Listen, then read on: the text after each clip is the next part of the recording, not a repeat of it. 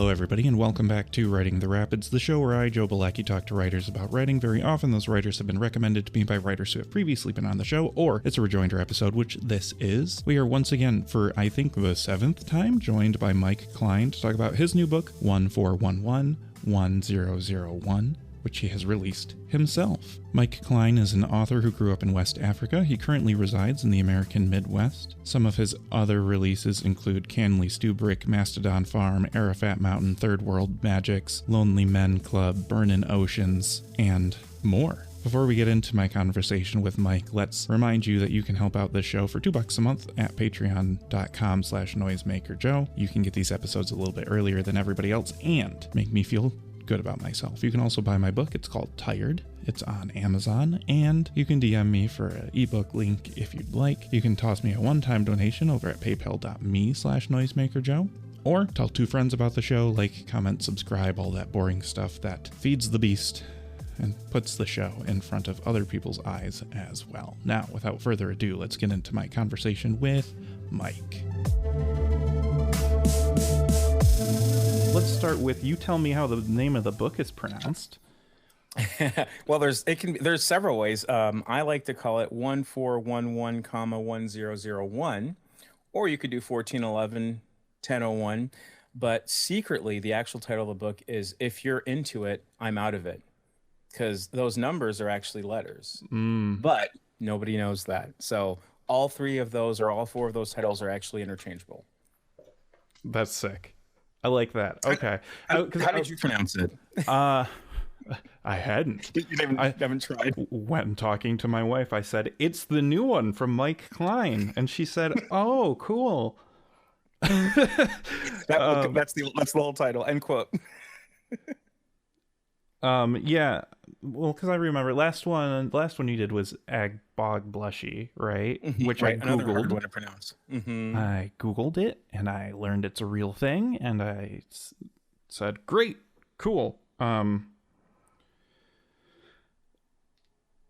And so that's how I handled it this time. Like my process for preparing for this was read it, and then wait until like today. I reread it again today, and as I was rereading it, I Googled or went on Wikipedia for things I thought might be Wikipedia-able.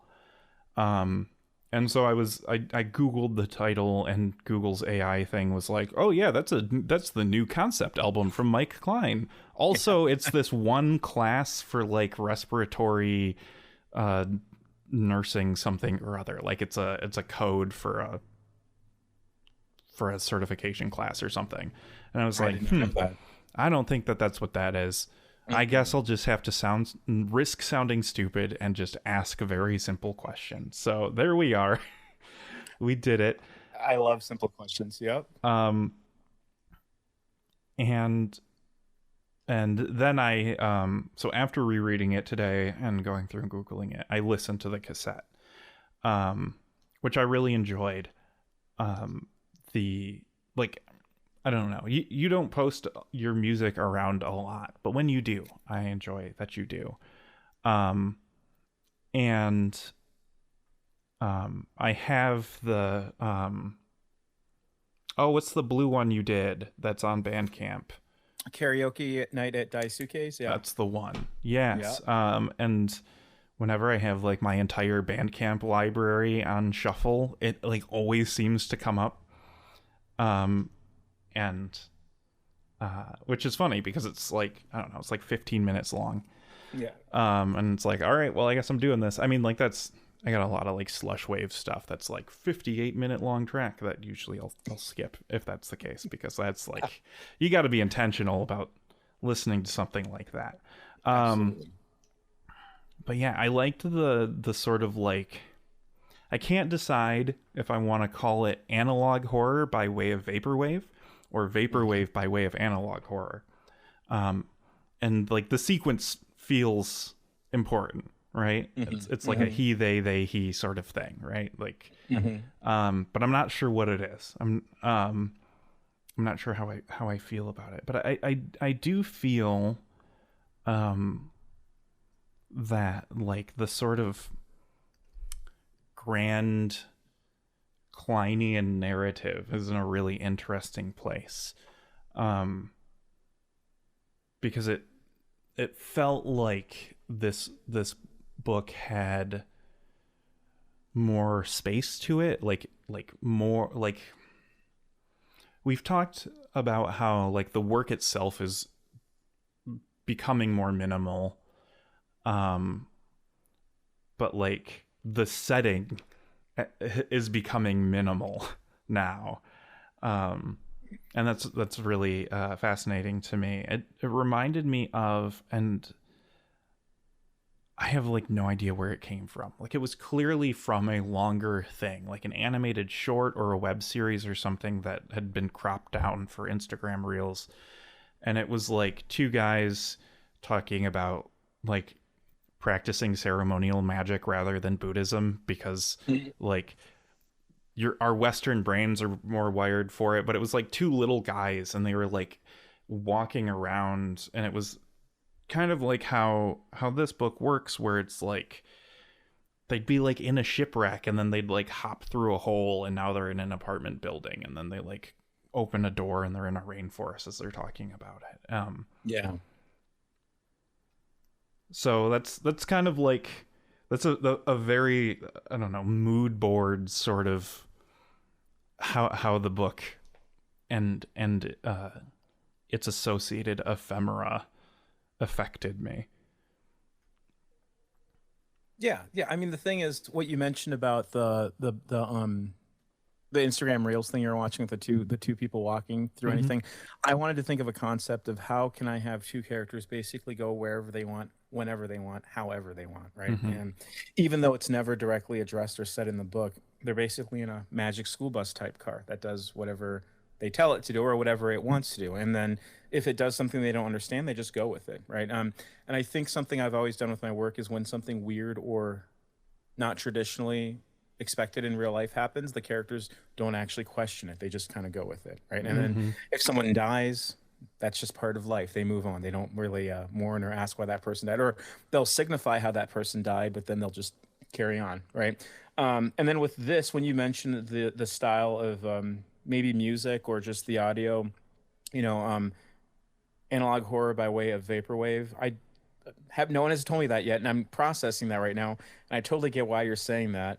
And just to reveal some of my process and maybe demystify it, a lot of the audio tracks that I compose for that are very akin to library music. So a lot of the stuff that get produced, just, for radio play basically, or just advert music, and it's very short.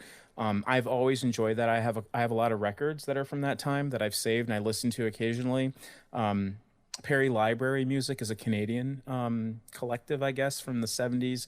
And I name them in the back of the book in the appendix and as inspiration.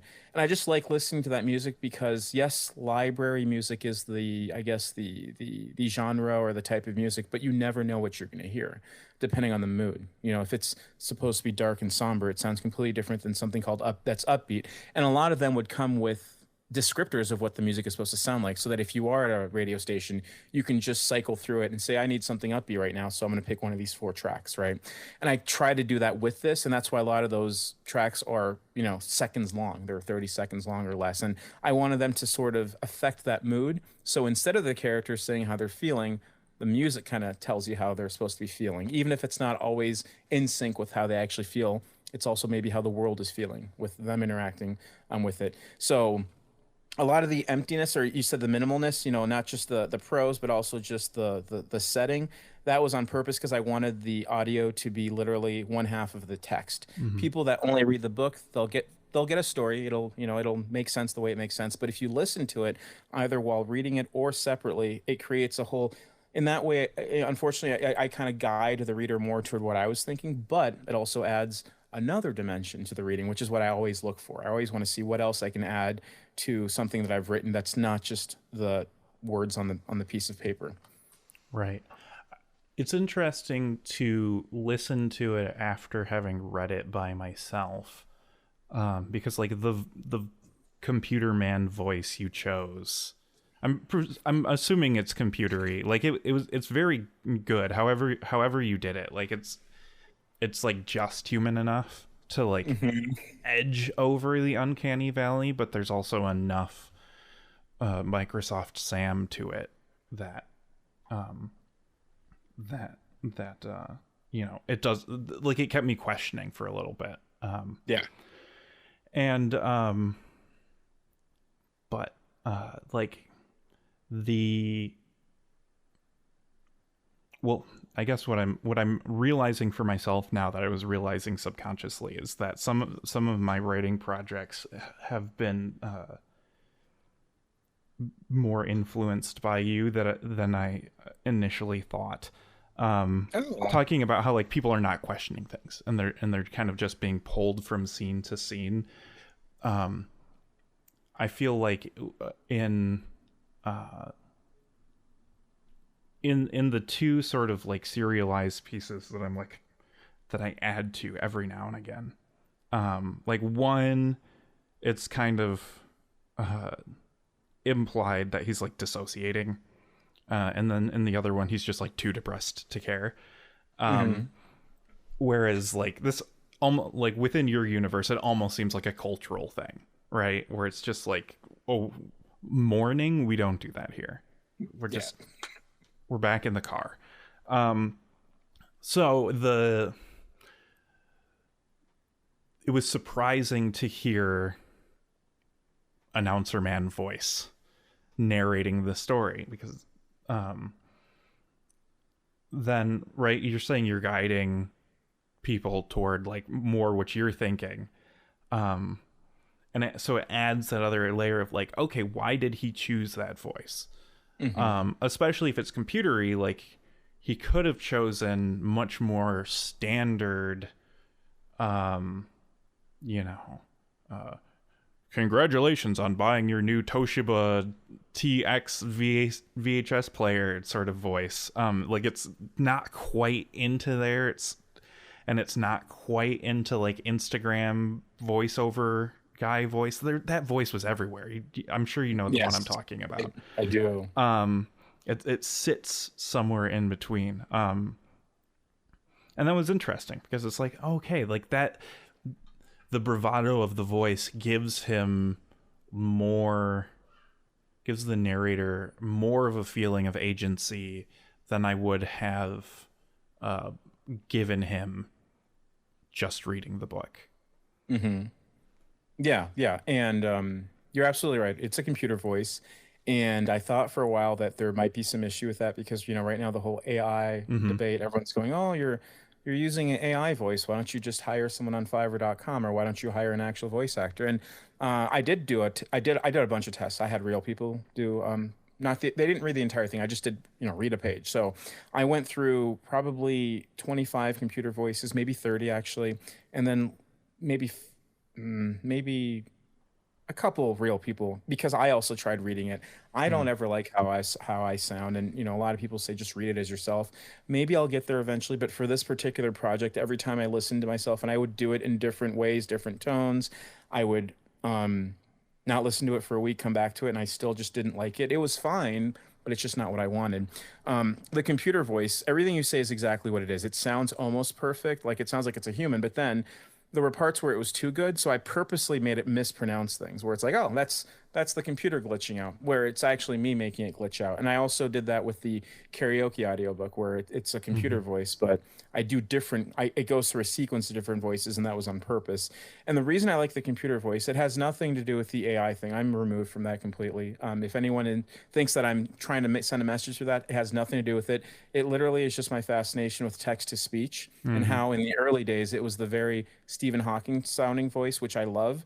And now we've progressively we've gotten to a point where it sounds like a real person, and there's so many different types of affects you can have with it. You can even have it, you know, pronounce a certain letter differently when it says a word. And I think that's amazing. So I keep trying to play with it, but at the same time, I have a specific tone in mind when I want them to say that. And the reason I also prefer that is instead of having to go back with a real human, I can just adjust all of that on my own on the fly, right? And in the event that I want something to be a certain way for 1 week and then I change my mind the next week, I'm not upsetting someone who put a lot of time and effort into doing something. I can just tell the computer, no, I want this now, right? So it's mostly because of my own stubbornness and unpredictability, right? One day I'll get to a point maybe where I'm like, I want all my projects to sound like this, and I'll hire this one person to do all the voices. But until then, it's the malleability of the computer voice that really that I really enjoy.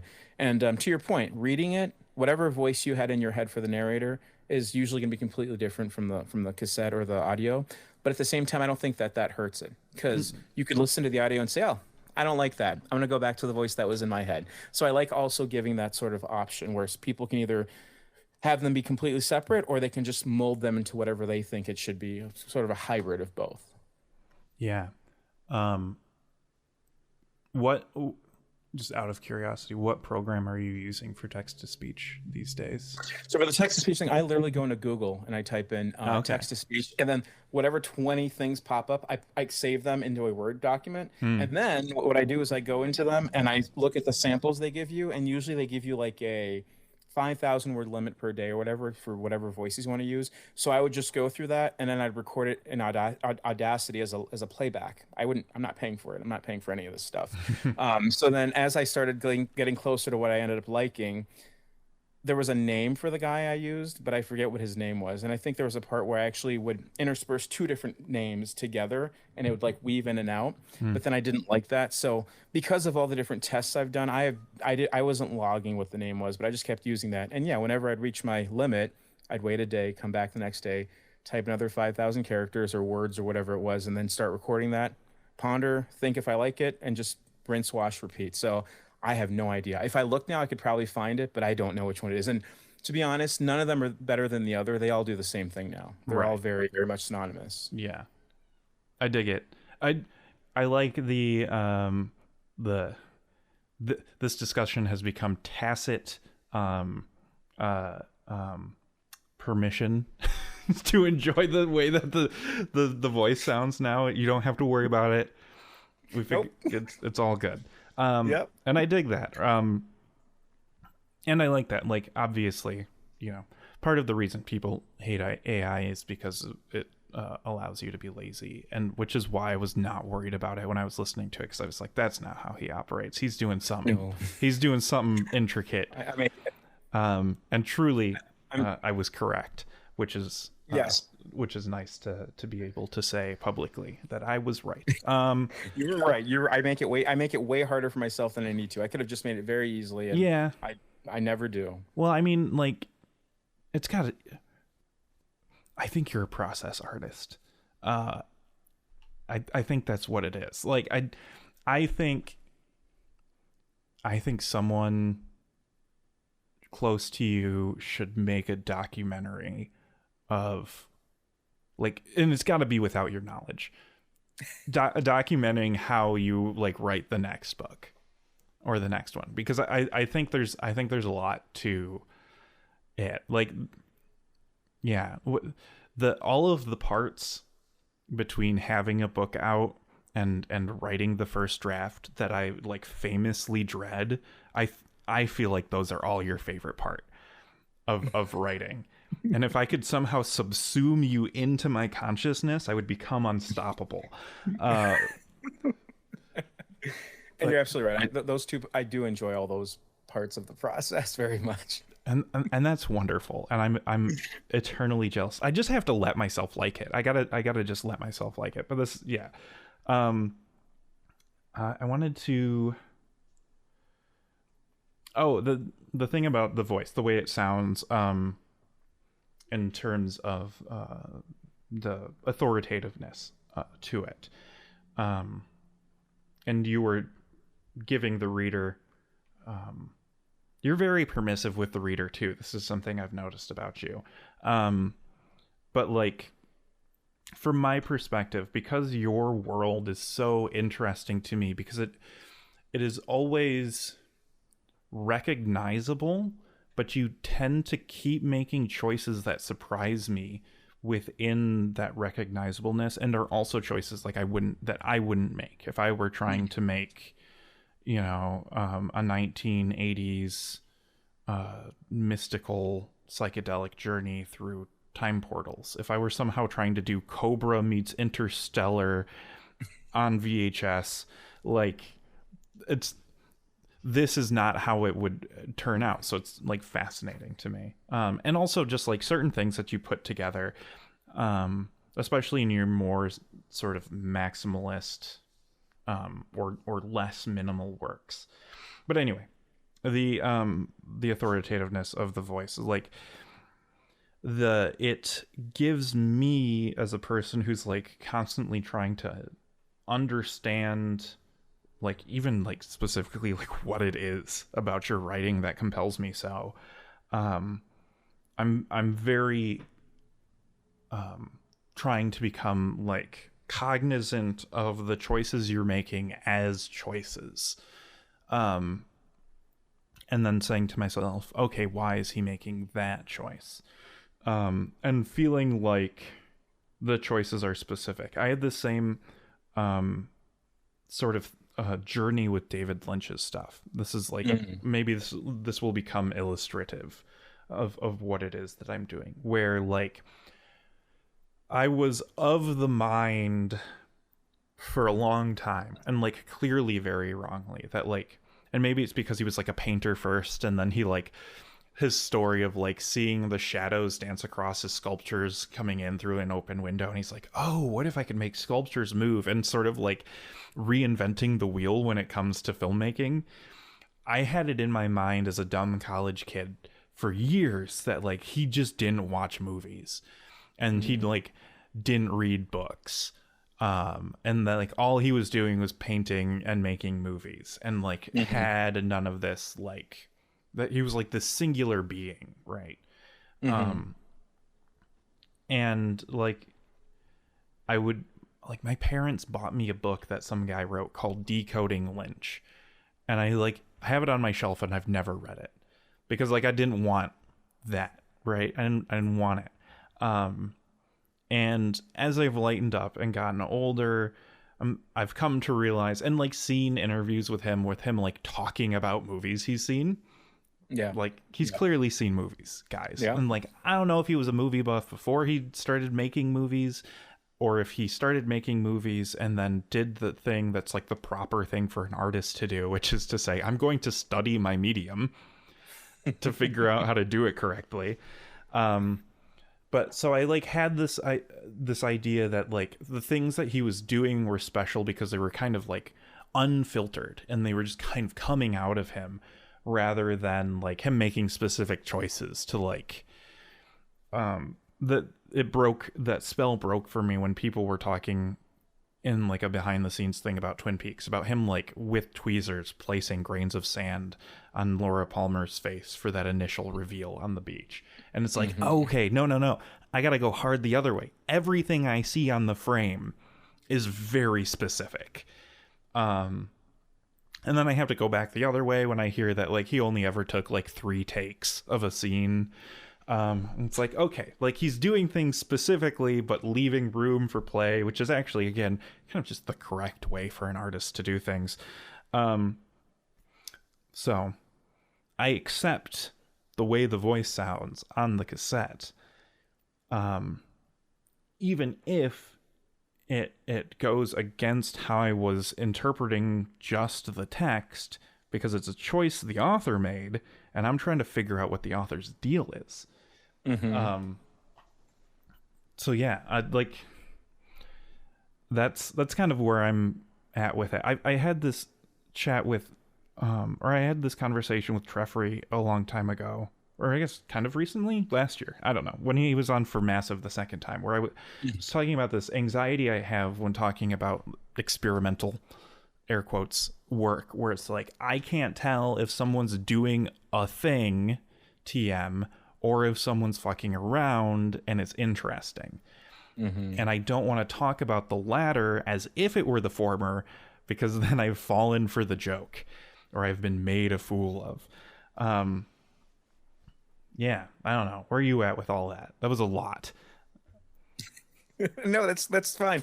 I think very early on you said that I kind of give the reader a lot of permission in terms of how to interpret my work and how they see things. I would agree with that. because yes, I do have a specific vision when I'm laying out not only what's on each page, but how it looks on each page, as you're very much well aware of. But same thing with the audio, how long it is, where it sequences, when there's an abrupt cut, why there's an abrupt cut, and then how I think that'll make the listener feel. And when I say the listener, I'm using like a majority rule here, because obviously if 10 people listen, 7 will maybe feel the way I thought they'd feel, but the 3 others are going to say something I never would have thought of. And the reason I leave it pretty open-ended when someone asks me what I meant for something specific, or they try to give me their interpretation, it's because I've learned a lot from listening to people when they talk specifically about something I've done that they reacted to, whether it was positive or negative. I just want to put out there that I'm open to both negative and positive criticism. I've gotten a lot of negative criticism, but I've always taken it as a learning opportunity, because there comes a point where I get what that person's saying and I understand why they're telling me that I should have done something a certain way, but then I realize that's not how I would do it. So that's why I'm okay with it. There's nothing wrong with what they said. There's also nothing wrong with what I'm doing. It's just that it's cool to hear how other people see things based on their life experiences. And I feel that if I came off as this person where I said whatever I say and do is what it is, I don't want to hear anything from anyone else, I would be missing out on those conversations. And a lot of those happen in person at readings, actually. After I read from a book, whether that person has already read the book or they were paying attention to what I was reading from, they'll come and ask me a bunch of questions. I'm always receptive to that. But then there's also people online who reach out with more specific questions that usually have less to do with the actual prose or the work, but more my approach to whatever I'm doing as a writer and why I'm doing it the way I am. So I'm always open to that. I agree with you. I am probably more lenient than others, but I think that also just has to do with the way I do things. And every time I release something new, I expect feedback, because then that allows me to decide what I'm going to do with the next thing, right? So if a lot of people hate something I release for some reason, I want to know why. What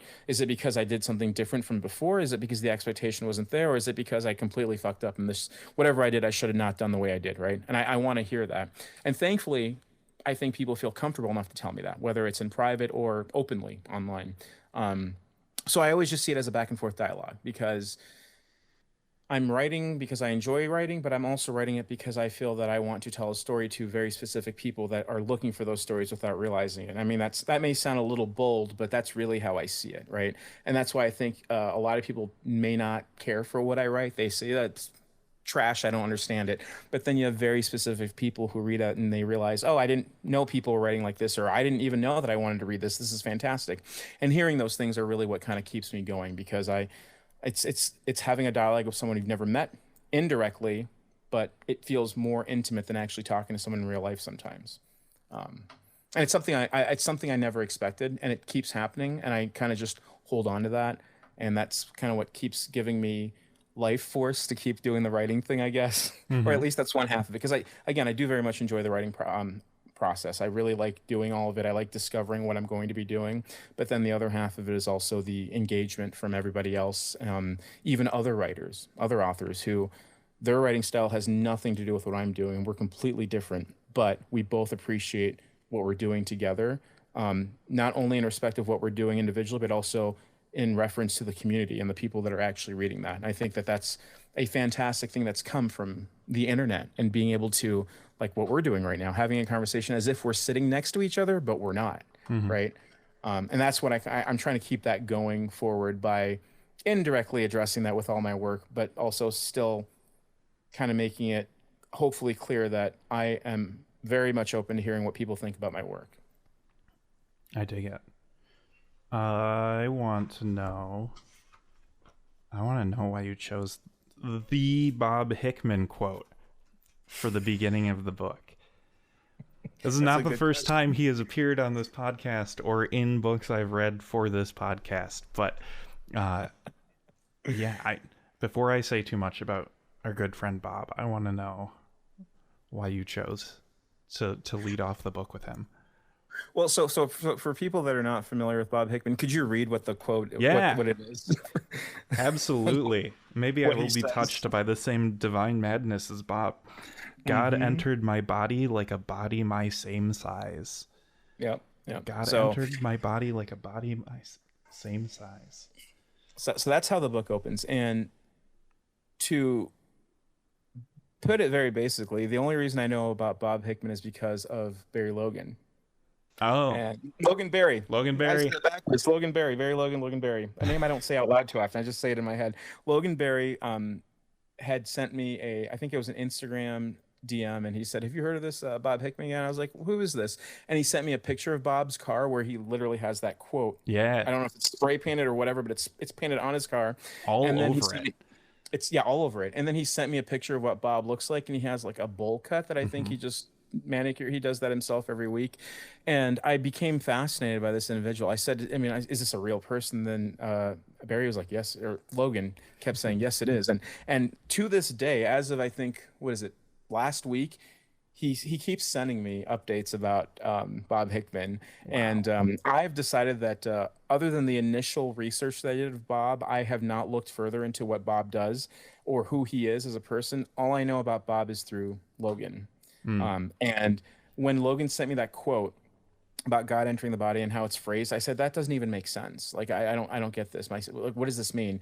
And Logan was like, it doesn't need to make sense. It's just, how do you feel when you hear that? And I said, I feel amazing. Like it's a powerful message. So I held on to that quote for a long time, and I knew that I was going to use it for something eventually. I didn't know when. So when I finished this book and I was trying to figure out, what epigraph am I going to have on there, or what am I going to open it with?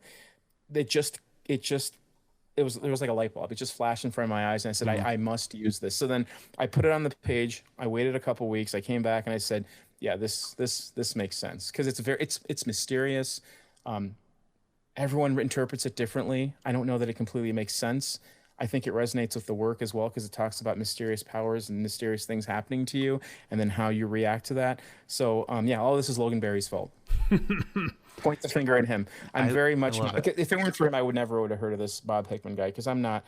I don't even know where you'd find him, but yeah, he's a very very interesting, strange man. And I guess I never even said basically in a sentence who he is. He's a very he claims to be a religious prophet type individual who says he's the only person who God has spoken to, and he knows God's divine message. But at the same time, if you start, and he's very prolific, he posts a lot on social media, which is Hmm. amazing.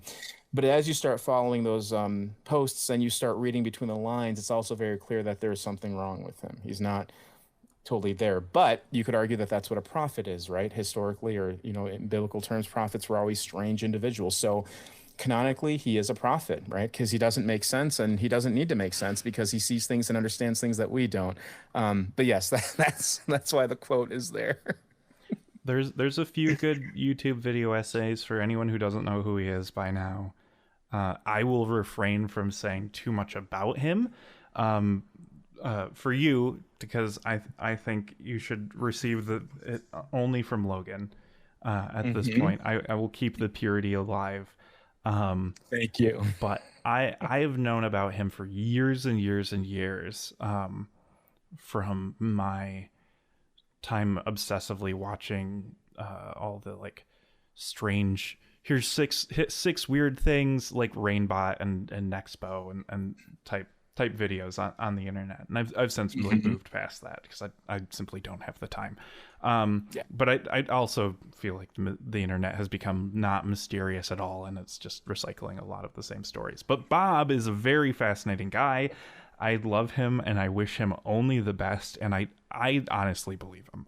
I think dude is. I think he's telling the truth, You like think so? Think because so? he's not asking for money, Oh. and uh, and that kind of tells me that.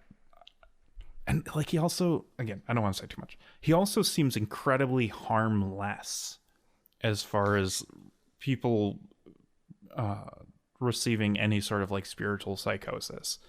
Um, who have come by Yeah. honestly or not. Like he seems like just like a chill dude who has a heavy burden to bear. Yeah. I think his whole demeanor is basically he didn't ask for this. He was chosen, right? And pretty much from what I've seen, anyone who's willing to listen, he'll tell you the whole story and he'll tell you everything and he'll answer all questions. And like you said, he doesn't ask for money. He doesn't ask for anything. He just wants people to be aware of what has happened to him.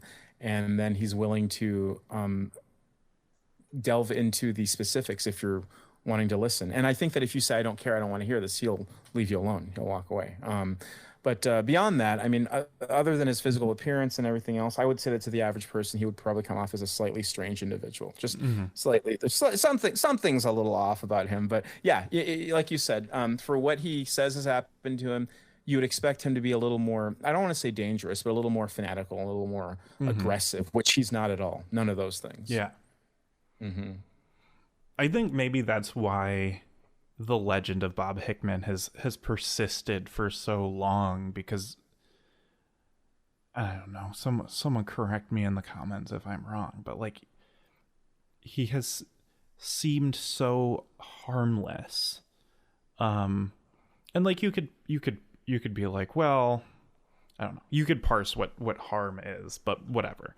Like Right. relatively, as far as religious people go. But yeah, no, that was a good way to start the book, and it set the tone. And then again, I guess the Hickman quote and the cassette bookends the experience, because it set up an expectation, or presented me with context, of which my own is in there, and then you gave me the text, and I digested the text, and then you gave me the text another way. You gave me chicken a la king 2 ways. And I had it the second way, and it gave me just a little bit more information. Yeah, that's good. We're over 30 minutes at this point. Is there anything you want to say about the book, or leave the listener with before we disappear into the ether? Yeah, I'll say, I hope that people are interested in reading the book after our discussion today. I am doing a giveaway right now. Actually, it started yesterday and it'll be going until next Friday, July 17th, where if you go to my Twitter or my Instagram account, there's a post that says I'm giving away the book. All you have to do is leave a comment letting me know what good book you read recently and why it was good. That's all you have to do. And then on Friday, I'm going to do one of those online wheel things with everyone's name, and I'm going to record it so everyone knows I'm not cheating or fabricating this. And then whoever's name gets picked, I will be sending the book out. The one thing is it has to be North America, because I sent a couple packages and books to Europe recently with this new book coming out. It is expensive. It is way too expensive, which is why I'm also offering a PDF option for this. So for people who don't want to pay for the shipping or can't afford it, you can go on the website and get a PDF version of the book, which also gives you the option to have the audio component with it for an extra $1, I think. So yeah, those 2 giveaways. People who have the vinyl record version of the book also get a cassette, but just to throw it out there, the vinyl is slightly different from the cassette in terms of the audio. So for people that get to experience that, they might notice the differences. I believe that also when you download the audio of the book, I give you the cassette version and the vinyl version. So people who don't own that, who downloaded the digital copy of the book, actually get to hear both of those if they want to. A lot of information. I had a lot of fun writing this. Everything Joe has said about the book is absolutely accurate. I'm glad Joe liked it. Other people have told me they like it so far. If you've read the book and you don't like it, please @ me on Twitter and let me know why you didn't like it. I'm very much, again, receptive to any type of feedback, also on Instagram. And I think that's it. Thank you so much, Joe.